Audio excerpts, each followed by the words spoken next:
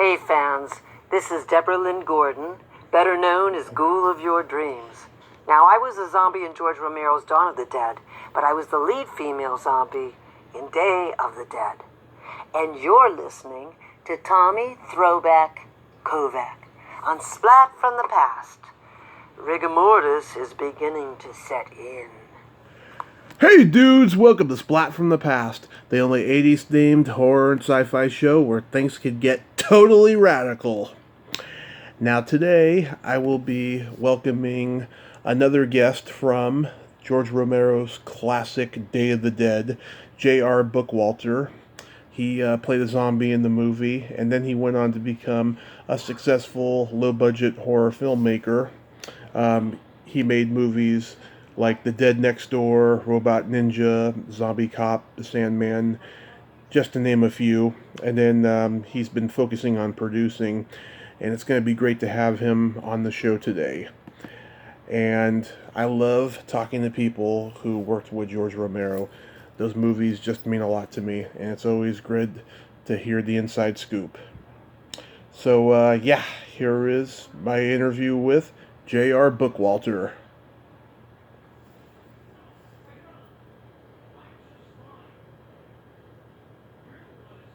Hey, JR.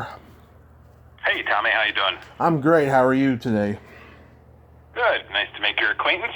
Yes, nice to meet you too. This is a great honor. Thank you for taking the time this evening. Hey, no problem. So, going back in time, I was reading that you grew up watching Dark Shadows, and that began your interest in horror? Yeah, well, my mother claims that when she had given birth to me in 1966 that she was, a housewife at the time, and she was watching Dark Shadows even when I was an infant, essentially. So when I picked up on it in syndication, years later, it was kind of a fascination of mine, that show. That really was the first thing that I can remember sort of sparking my interest in horror, even really before, the Universal monster movies and all the classic stuff that we have all seen. Yeah, I just talked to Catherine Lee Scott earlier this year. Oh, nice. Yeah, that was a... I got to meet her at one of the Dark Shadows. They had a House of Dark Shadows reunion screening when I lived out in L.A., and they had a bunch of the cast there. Yeah, what's her name? Laura Parker. I'm trying to get her on next. Hopefully I'll get to talk to her. But oh, nice. Yeah. But who else influenced you in horror? Probably, it's funny because I was probably more into science fiction in my younger days. Sort of, into Godzilla and Ultraman and all that kind of stuff. But, I watched a lot of, late night horror movies. They would play stuff like Equinox and the House That Dripped Blood, all that Amicus stuff and Hammer stuff, and all that stuff was a huge influence, of course. Leading up to, in 1977, I saw Star Wars when it came out, so then I kind of went sci-fi crazy for a little while. But it was maybe 2 years after that, or a year after that the first issue of Fangoria magazine came out, and they had a big spread with color photos from Dawn of the Dead with all these, exploding heads and zombie bites and all this crazy stuff. And that really was the thing that sort of finally made me go, okay, I'm into the horror and the splatter stuff. And that just became, an obsession leading up to, to making that kind of stuff a few years later. Yeah, was Dawn of the Dead the movie you saw that went, I want to make horror? Pretty much. Much like Star Wars was kind of the movie that made me want to make movies in general. Dawn of the Dead was the thing that definitely made me want to make horror movies. As an example, I had shortly after seeing Dawn of the Dead for the first time, I was celebrating my birthday, and a friend of mine who would later go on to do makeup effects with me, David Barton, he gave me a pack of film, Super 8 film, for my birthday. So we immediately turned the birthday party into a shoot. And we were like, well, what can we do? We made this little stupid 3-minute thing called The Flesh Eater about this zombie comes out of a coffin and just starts chasing the neighbor kids around or whatever. That was kind of at that point, all of where my short films had been sort of family friendly, more science fiction, fantasy oriented, all of a sudden now we were running around spraying ketchup on everybody and, using macaroni for fake guts and all that kind of stuff. So I'm not sure my parents were that thrilled with that change, but yeah, there was definitely an obsession there with that kind of stuff. Is that when you made your short Burning of the Salem Witches?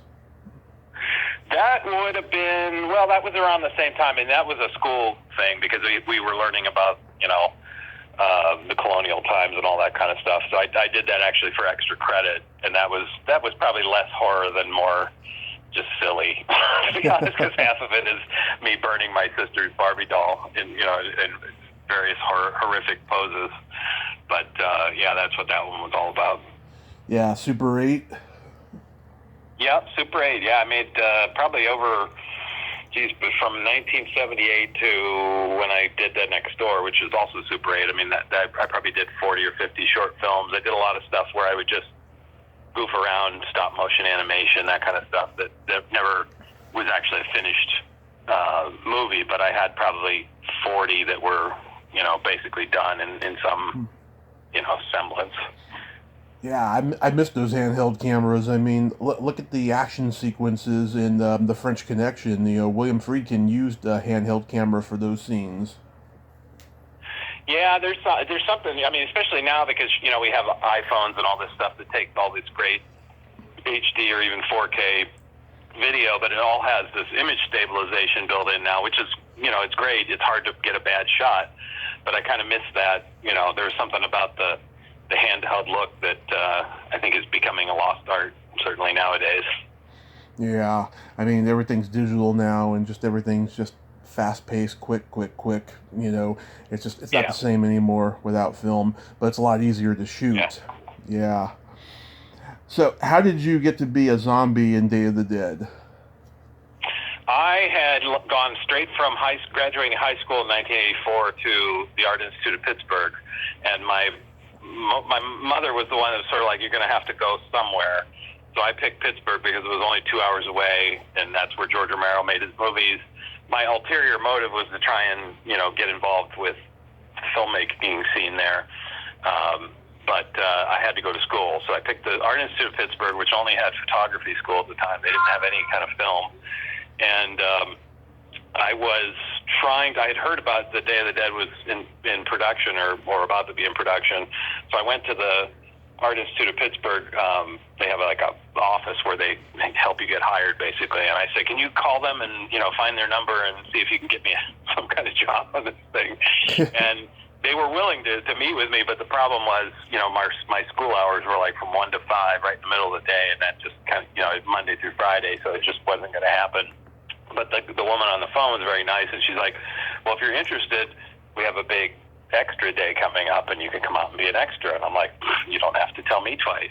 So I got my roommate, and we drove out to Beaver Falls, which is about halfway between Akron, Ohio, and Pittsburgh. Mm-hmm. And we spent an entire probably 18 or 20-hour day, including makeup and sitting around waiting to shoot on Day of the Dead. But it wasn't. I didn't know anybody or anything like that. It just happened to be in the right phone call at the right time. Looking for a production assistant job on it, and instead wound up being a zombie for a day. Yeah. How long did it take to put the makeup on you?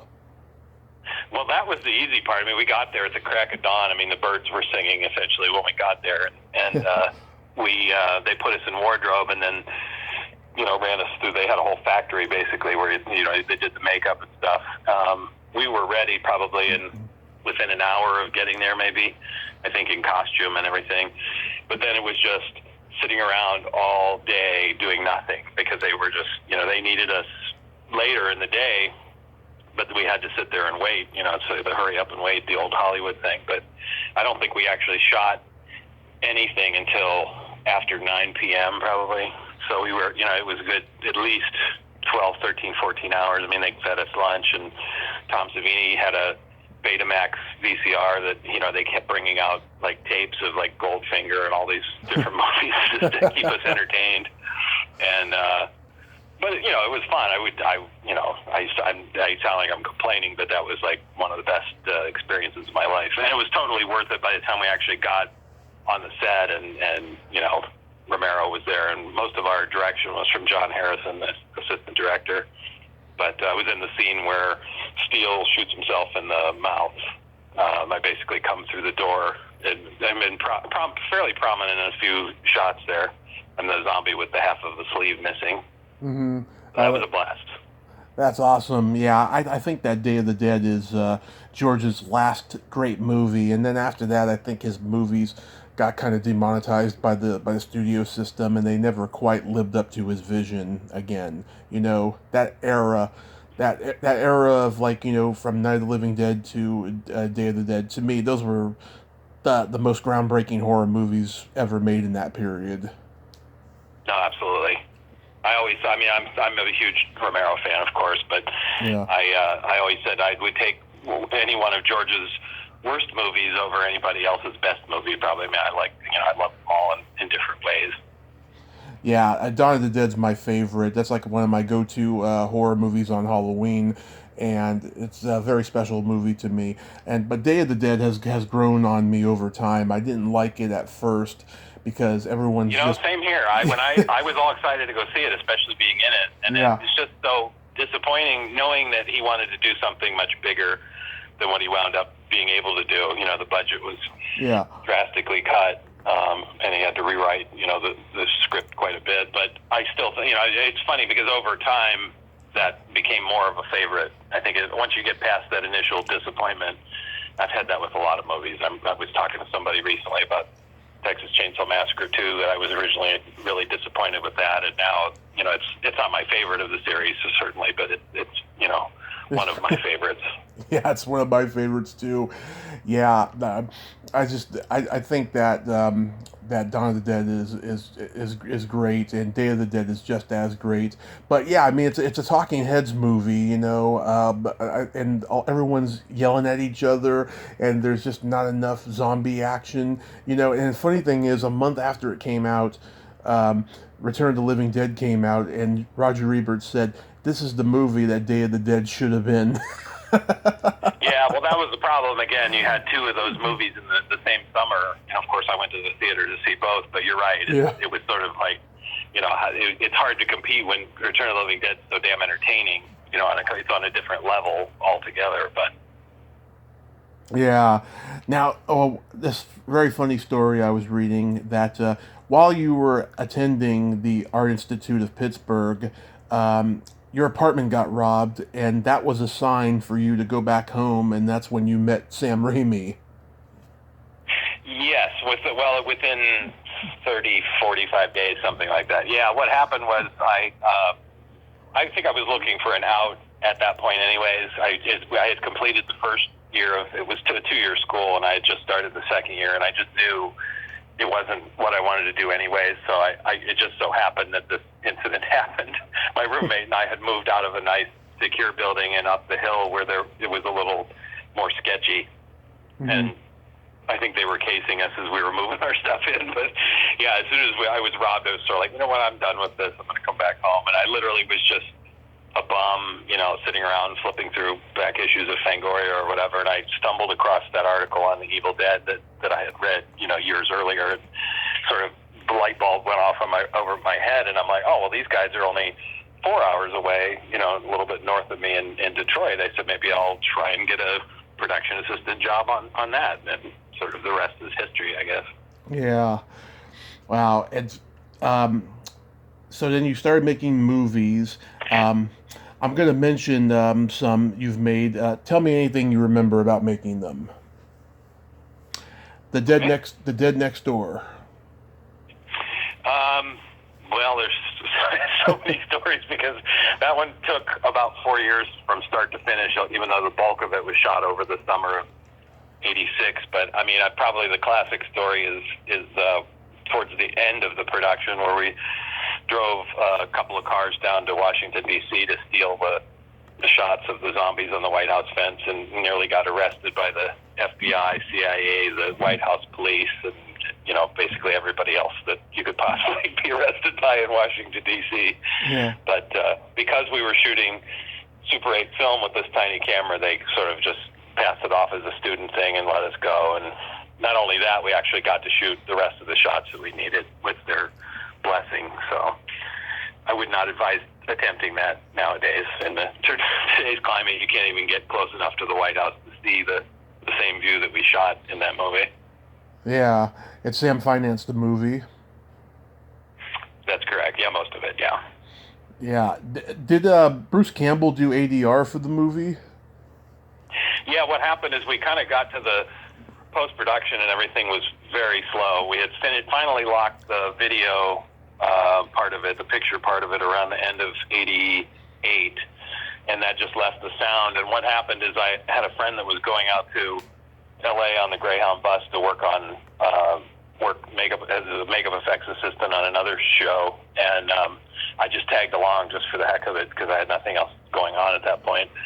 And when I was out there, happened to call Sam and said, "Hey, I'm in town. If you want to sit down and talk about finishing Dead Next Door or whatever." He's like, "Oh, you are?" He's like, "Well, we should just finish it while you're out here." And I'm like, "I'm only supposed to be out here for 2 weeks," but wound up being closer to 2 months, I think. But yeah, I shipped all my musical gear out to there to finish because I was the one composing the score, and he hired Bruce because Bruce had been basically their post sound supervisor on their first few movies. He was kind of the one guy that knew his way around a sound mixing studio.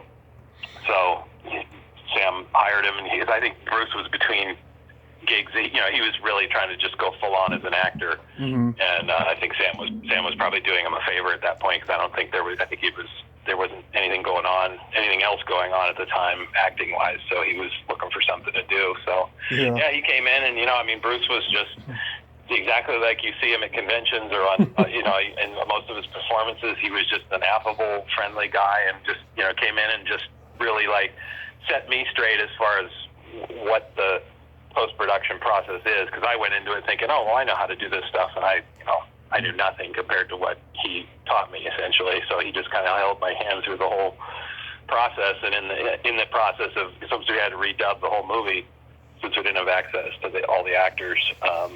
He wound up throwing a couple of his voices into to the movie as well. Yeah, it was that whole experience was a great fun. Yeah, I've met him. He's a funny guy. Yeah, that's just how he is. He's not, he doesn't change when he's not on camera. He's just still Bruce Campbell. Robot Ninja. Oh. If I had to sum it up in 2 words, or 3 words, utter creative failure. That was sort of like my, the classic sophomore slump, where I was lucky enough to basically get financing for that movie while I was in the final stages of doing the sound on Dead Next Door, and jumped, right into that because had essentially been chained up so long with Dead Next Door. I just wanted to make something else, and that title was thrown out in a small amount of money, and I just said, I'll do it. I don't care. And even Bruce, speaking of Bruce again, we were driving, I think, to pick up the dubs for Dead Next Door. I was going to take some VHS copies home or whatever, and I told him, I got financing for this movie, Robot Ninja, and we're going to make it for $15,000. And he's looking at me like I'm a mental patient. He's like, dude, you gotta take a copy of Dead Next Door and go meet with Charlie Band or go meet with Roger Corman, somebody else. You gotta get something else going besides that. He's like, you can't make Robot Ninja. And of course, the rest is history. That was my next film. So. Yeah, I admire filmmakers who are known for one genre who versify their careers, especially in horror, like John Carpenter. Doing sci-fi with Escape from New York and Starman, and Don Coscarelli doing The Beastmaster, and Wes Craven doing Music from the Heart, which was a movie no one expected Wes Craven to do. I admire that when directors who are known for just horror or just one other genre that they show versatility. And I like that you did that. Well, I think it was because of the money guy threw out the title. He said, I have this title, Robot Ninja, let's just make that. And I'm like, so basically I'm starting from what I considered to be a low point. And I was like, how can I take that title and make something that, that will appeal to me? Because that's all, anytime you're making anything, especially work for hire, you've got to find something that you can hang your hook on, so to speak. And I knew I didn't want to make a movie about a robot who was a ninja or a ninja who was a robot. That was not going to happen.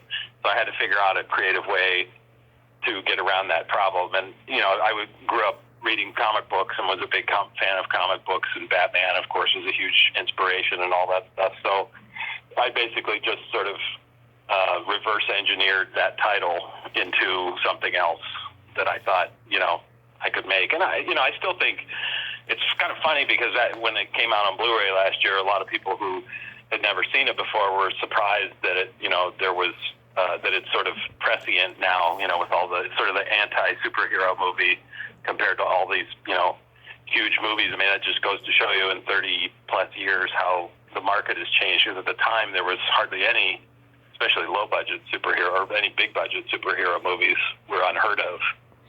Flash forward 3 decades later, that's pretty much all we have. Yeah. So, yeah, that was sort of my answer to the future superhero craze without even knowing it. Yeah. I remember, I think Roger Corman did a Fantastic Four movie that got tied up in legal litigation, and just now people are finding out about it on the internet. Yeah. Yeah, well, that was right at the time. I mean, I think they had just finished that, because I saw that for the first time on a bootleg VHS tape right before I shot Robot Ninja, ironically. So and it's funny how long that thing has been in limbo, and probably will continue to be in limbo. But for what they spent on it, it's not a half bad movie, honestly. I mean, it's really, it's kind of a miracle that what they pulled off for no money. It's not like what Albert Pine did with Captain America. I think it's better than that. I think it is. That's good, yeah. Zombie Cop. Well, I think that title speaks for itself. That was basically a goof, because I was making 2 shot-on-video movies for the first time in my life for basically $5,000 total. So it was Kingdom of the Vampire and Zombie Cop, and we had shot Kingdom and gotten behind schedule, and I had busted my knee and was kind of handicapped through the first, the week of that shooting. So by the time we did Zombie Cop, I was a little bit more mobile. And the whole idea of Zombie Cop was that it was supposed to be, my idea was just, it was going to be like half of the movie was just going to be a chase scene with these characters running around being crazy and running in cars and playgrounds and shooting guns at each other and fighting and all that kind of stuff. So I didn't take it, certainly with a title like that, you can't take it seriously. Again, this is the same executive producer that threw out the title Robot Ninja. This was another one of his titles, Zombie Cop. I was like, what are you going to do with that? So, yeah. But yeah, that was more just the challenge of, how to make a movie for literally no money. And it's funny, I look at it nowadays, and it's sort of, it's fun. It was never intended to be serious, of course, but yeah. It's weird because that movie, a lot of people bring it up, and there's some kind of weird charm about it that the people who like it really love it and are attached to it. And I don't know why, but God bless them, I guess. Yeah, you've gone on record as to say it was a bad home movie that should have never got released. Pretty much, yeah. I mean, there were 6 shot-on-video movies that were shot over 7 months that were part of that group, and that was the second of the 6. Yeah. They kind of went downhill even further after that, but it was fun to make. I will say that was actually we had a blast making the movie. Mm-hmm. The Sandman. The Sandman was something that had been kicking around for a long time. I had much greater aspirations for it. When we first wrote the script, and the first time I had moved to LA, we had actually shopped it around, and a couple times it had some interest in it, but it just nothing ever happened with it. So I kind of finally got frustrated. Said, well, let's just make this, but we'll, maybe dumb it down a little bit so that it's a little cheaper to make. But I was in a weird transitional point in my life with that movie, so I have a weird sort of like love-hate thing with that movie, because I was separated from my first wife at the time and just going through a lot of weird things, I guess. But I haven't watched it since I put it out on DVD probably 15 years ago or something. So I don't know. I don't have much else to say about it. I guess that's one of the, to me, that ranks a little bit lower, but it has its fans. But we were shooting for something that I did not attain, I don't think, at that point. It's got a small cult following, I'm sure. It does, yeah. I mean, I see people that go, "Oh, that's my favorite," and I'm like, "Really? What's wrong?" No, I'm just kidding. So, what made you transition into producing more? Well, I don't think it was what I set out to do. I mean, I probably was. Well, I think it was once I started working at Full Moon. For sure, that was probably the motivation, and that was really just because they wanted so many movies that it's impossible to. The problem as a director, when I'm making a movie, I go overboard with putting all of my energy and time into it, and you just can't do that. It's impossible to do that like every month or a couple of months or whatever production schedule it needs. So you just sort of become a producer by necessity, by committing to, okay, I'll make so many movies in such an amount of time. You kind of have no choice but to find somebody else to come in and do it. I mean, I've wound up producing way more than I've directed over the years. Yeah. But, that was certainly not my intention in doing that. Yeah, and also too at that time, I know that Charlie Band, he transitioned into doing more family-friendly adventure fare, because I guess the horror market on video was starting to die down a little bit because it was oversaturated, So I talked to Ted Nicolau, and he had worked on all the horror and sci-fi stuff for Charlie in the 80s. And he says, yeah, I mean, it got to a point where he would give Charlie or whoever else that he knew in the industry a horror script, and they would be like, this isn't going to make money. So he ended up directing more family fare for Charlie at Empire. Yeah, I mean, I think of part with Charlie. I mean, part of it's to survive as long as somebody like Charlie has, or Roger Corman or Lloyd Kaufman. I mean, these guys have been around so long because they've adapted to the market to some degree. And at the time that I got involved with Charlie, he was going full force with the kids movie. He had the kids movies. He had the sort of softcore erotic line that he was doing. He was doing some horror stuff, but definitely less than he used to. I mean, he had his fingers in all kinds of different stuff. Right. And Kushner Locke was the company that was sort of paying his overhead at the time, and they were the ones that wanted the kids movies because that stuff was doing well on cable, and they had so he was just feeding the machine what it needed, I guess, at that time to keep his own engine running. Mm-hmm. Do you have a desire to direct ever again, though?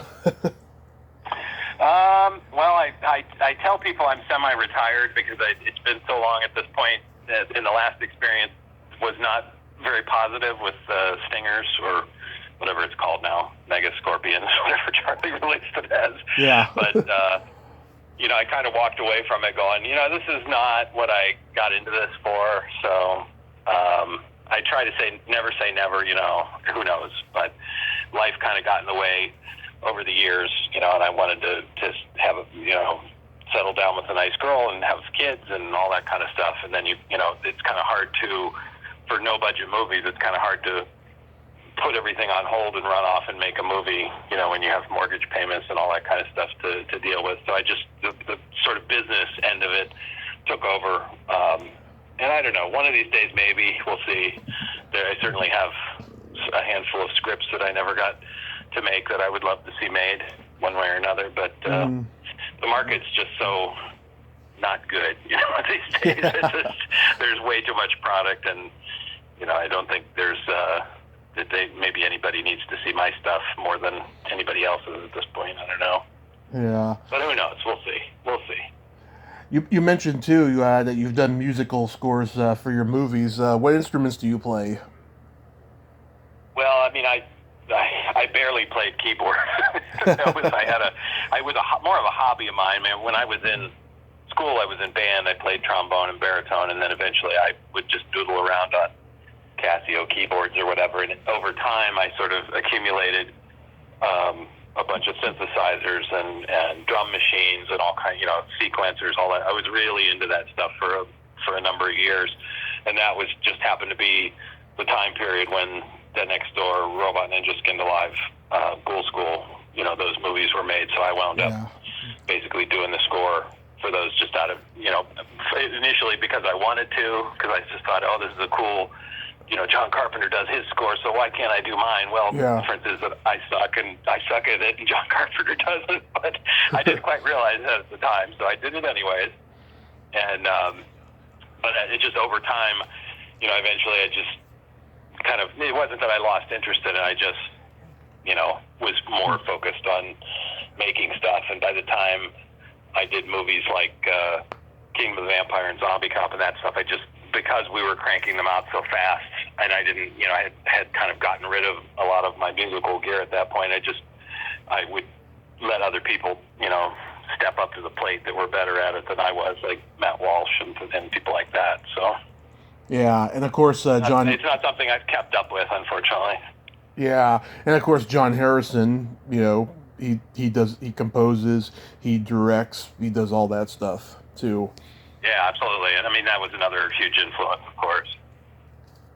Mm-hmm. Are you doing the virtual Living Dead weekend next month? I am planning on the November 7th thing. I'm planning on being there. I'm in the midst of working on 6 releases. I'm actually remastering, restoring, and putting out on Blu-ray these 6 shot-on-video movies that I keep disparaging. Vampire, Zombie Cop, and all that stuff. So we're trying to get that stuff out for the end of next month. And nice. I've been busy with that. So hopefully if I can get far enough ahead in my schedule here, I will make it out for that. Nice. Yeah, did you go before the pandemic? I went to the Living Dead weekend both times last year. That was my first time I went to the Monroeville Mall one last summer of last year, and then I went to the one in the fall in Epic City. And they're both, those were great events. I met tons of people there. I didn't even go, the one I went to Monroeville, I just went as a vendor. I went with my DVDs and Blu-rays and all that. And I probably more people recognized me from making Dead Next Door, with that crowd. I guess I should have known, but I probably had more autograph requests there than I did in a convention where I've actually been a legitimate guest. So it's kind of funny how that worked. Yeah, I hope I get to go in the future if this pandemic can get under control. Yeah, this whole year has been just, all that stuff has just been sidelined. I had sort of set out this year to, with this company Makeflix that I'm doing, this mail order business. That was going to be my big thing this year was, to go to a bunch of shows, and then they all one by one just kept being canceled. And I was like, okay, well, maybe I won't do any shows this year. Yeah. How did you feel, or how did you find out about George's death? I think I have a habit of, now that I have the iPhone in the morning, I wake up and I check the news, and my Twitter feed usually, I think, is how I found out about it. It just sort of just laying there reading the, scrolling through the stuff and saw it, and it's just sort of like, your breath skips. It's just like, oh, really? It kind of knew, that his health was not good for a number of years. Yeah. But it's still, when you read the words, it just sort of knocked me for a loop.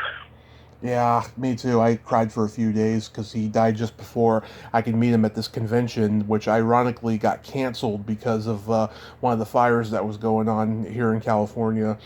And oh, wow. It deeply affected me. Yeah, when I was growing up, him and Carpenter, those were my two guys. And like when you're a movie fan and you lose somebody that you idolize, it's like when a sports fan loses, a pro athlete that they idolize. It's the same thing. Yeah. It's really devastating. Sure. It really is. So, do you have... and I had, unfortunately, I had met George a number of times. The first time I had met him, we had done this, it was on the set of Day of the Dead. But the second time I was actually producing this Night of the Living Dead documentary, which is now called Reflections on the Living Dead. But, he came out and was very nice. I had given him a copy of Dead Next Door. And then the next time I saw him was at a screening of The Dark Half he had for his friends and family in Pittsburgh, and I had gotten invited to it, and he actually came up to me and told me how much he enjoyed Dead Next Door and how fun it was and all that. Which about fell on the sidewalk. But I, unfortunately, over the years, had not kept in. You know, I'm one of those people that especially that I idolize. I just sort of prefer to keep them at an arm's length to some degree. I don't know. It's a weird thing of mine. And then to see that, oh, now I don't have the opportunity to even see him again or talk to him again. It was kind of bums you out. Yeah, I've met a couple idols that I wish I hadn't met. Yeah, we all have those. We all have those experiences too. Although I have to say, I mean, I think very few people that I idolize that I've met over the years have turned out to completely. I mean, people always will disappoint you, but you know, they haven't completely ruined it. Let's put it that way. Exactly. So do you have any movies you produced that are shelved or coming out? Well, this has been a busy year. I mean, I've been kind of going back through the back catalog and getting stuff on Blu-ray. This year alone, that's good. I released the Reflections on the Living Dead on Blu-ray. I restored Ozone and put that out on Blu-ray. Skinned Alive just came out in August, and that was from 1990. That's celebrating its 30th anniversary this year. And now there's, you know, these six pack, as we call it, the six cinema home video, shot on video movies. Those are going to be the next assault for the year. But so that's for me, that's a lot of releases this year. And then next year, I'm hoping to kind of finish up. There's, you know, with the rest of the titles that I have putting on Blu-ray, and that's what a lot of people are like, well, what are you going to do then? And I'm like, I don't know. Maybe I'll go make something new. Who knows? Yeah, I'm gonna check out that Reflections of the Living Dead. It sounds like it's really good. Yeah, if you're a George Romero fan, I mean, it's George Romero, John Russo, Russ Streiner, and Carl Hardman having a round table, you know, reminiscing about the movie, along with, you know, some other folks talking about it. So I mean, it's definitely it was a fanboy documentary. I mean, like Tom Brown, the guy who wrote and directed it, and I, you know, we're huge fans of that movie. So that was a big honor to have done that in the first place. Oh, that's so cool. Yeah, I'll check that out. Well, JR, I thank you so much for coming on tonight, and I hope after the pandemic is over, you can return to work safely, and I hope you enjoy the Living Dead Virtual Con next month. Yeah, I hope so. It's always a fun time, so. Awesome. Well, you have yourself a great night, sir, and stay safe. You too, and thanks for having me. My pleasure. Bye-bye. All right, good night. Good night. Well, there you have it. J.R. Bookwalter. Ain't he a cool dude? Nice guy, passionate about horror and movies. Go check him out at Living Dead Weekend virtually in November. If you like this video, everyone, please subscribe to my YouTube channel, add me as a friend on Facebook, and join my Tommy Kovac comedian page on Facebook. Follow me on Twitter and Instagram and all that fun stuff. Well, that's all the time we have this week on Splat from the Past. Until next time, this is Tommy Throwback Kovac saying, there's no shame in living in the past, because the present sucks. Later, dudes.